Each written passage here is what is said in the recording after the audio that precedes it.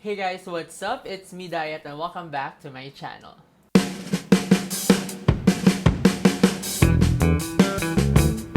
Alright, so I know it's been over a month since ECQ started and ang dami na sa ating naboboard sa mga bahay-bahay natin. Kaya naman siguro ang dami ko rin nakikita ang post on my social media feeds na they want to try baking or they want to start baking. Kaya naman, I made this video para i-share kung ano-ano ba yung mga natutunan ko when it comes to baking. So, let's get started. Now, the first 3 tips may not be very useful during the quarantine because these are kitchen tools na pwedeng wala kayo. But for me, these make baking a lot easier. Kaya naman the first one is a digital kitchen scale. Again, digital kitchen scale.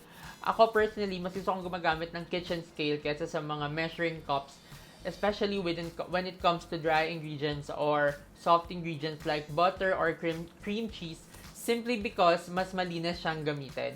Kasi isipin mo, yung mixing bowl, ipapatong mo lang dun sa scale, you tear it up, and then scoop mo lang papunta dun sa bowl kung ano man yung mga ingredients na kailangan mo. As opposed dun sa measuring cup, kasi di ba kailangan ila-level natin yon using usually the back of a knife. But kapag ginagawa yon, the tendency is tumatapon or nahuhulog dun sa table yung mga ingredients, which is una-una sayang, and pangalawa, medyo makalat siya. The second one is using an oven thermometer. Simply because hindi ka na manghuhula if preheated na yung oven mo. Plus, monitor mo yung temperature dun sa loob ng oven, especially if you're making delicate desserts like soufflés or yung macarons. Kasi kailangan talaga eksakto or tama yung temperature mo para makuha mo yung texture or yung outcome na gusto mong makuha. The third one is using an ice cream scoop para magkaroon ng uniform portioning ng ating dough or yung ating batter, especially when it comes sa cookies or cupcakes. Kasi guys, if pantay-pantay yung pag-portion natin, sure tayo na kapag nag-test tayo ng isa, it will apply to all. Kasi kapag hindi siya pare-pareho ng size, the tendency is pwedeng yung isa medyo hilaw pa, tapos yung isa medyo overcooked na. So, hindi natin gusto na merong uneven cooking sa ating niluto. My fourth tip is knowing when to use the proper measuring cups. Now, there are 2 types of measuring cups. Yung isa, yung may iba't ibang size na usually 1/4, 1/3, 1/2, or 1 cup sizes na isang set natin siya pag nabibili. And the other one is yung parang beaker type na merong line sa gilid. The first type, which is yung iba't ibang size, yun yung ginagamit for dry ingredients, and the other one na parang beaker is ginagamit natin for wet ingredients. The fifth one is knowing what is butter and what is margarine. Now, when you go to the grocery, dun sa section ng butter, hindi lahat ng nandun ay butter. Yung iba doon ay margarine. Now, the best way to know which one is butter and which one is margarine is you have to read the label or check the price. Kasi usually, yung price ng butter, nasa 100 pesos siya. Samantalang yung margarine, nasa 50 pesos na price point. Now, just a trivia, butter comes from dairy and margarine comes from plant-based oils na ginamitan ng chemical processes para magmukha siyang solid na ganun. As opposed sa parang star margarine na soft and nasa tub, and hindi siya usually nandun sa refrigerated section. Now, take note guys, pwede nyo naman gamitin either sa mga niluto, but at least alam mo kung ano yung butter and ano yung margarine. Tip number 6 is instant yeast versus active dry yeast. Now, usually, pag naghahanap tayo ng ingredients on the internet, mas madalas natin ma-encounter yung active dry yeast. But here in the Philippines, mas common makahanap ng instant yeast. Now, their difference is this. Yung active dry yeast, kailangan natin siya i-proof on water with usually sugar or something.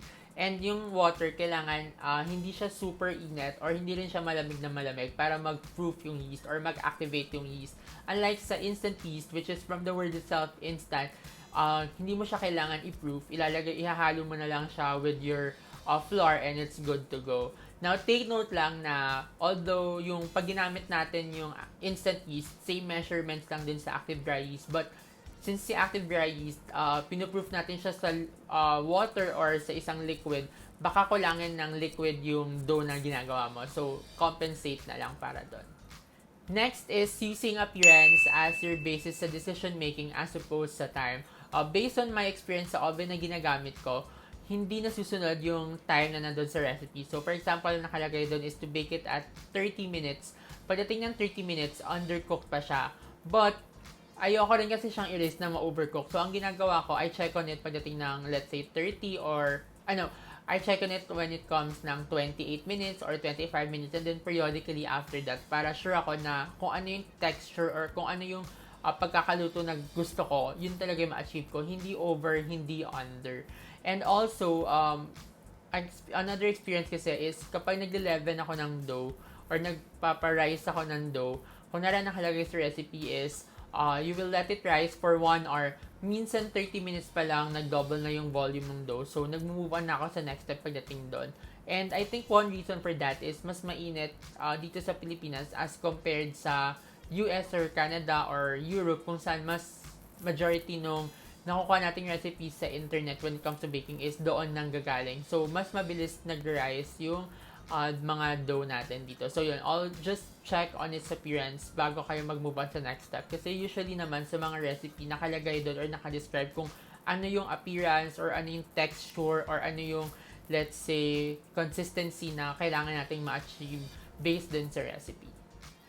And my last tip is to find different versions ng recipe na gusto mong lutuin before trying it out for yourself. Now, usually, yung mga recipe, nagkakaiba-iba sila either sa ratio ng ingredients or dun sa technique na ginagawa nila or both. Now, ang good thing kapag marami kang nakitang versions ng recipe is pwede kang mag-mix and match para mabuo yung recipe mo or pwede mong i-apply yung technique dun sa isang recipe, dun sa iba pang recipe para somehow similar yung consistency na makukuha mo after you bake nung gusto mong gawin.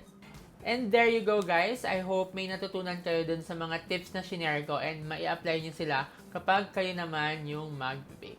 So yon, I hope that you're all safe in your homes and hopefully let us pray na matapos na tong ECQ as soon as possible para makabalik na tayo sa ating normal lives. And also guys, ang daming mga organizations on the internet na or especially sa social media na may iba't ibang causes, and if you can let us donate para naman matulungan natin yung iba pa nating kababayan na mas nangangailangan kaysa sa atin na we are living not really in luxury but at least wala tayong masyadong iniisip as compared sa kanila.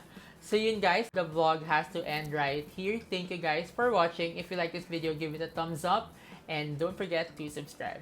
Till next time, see ya!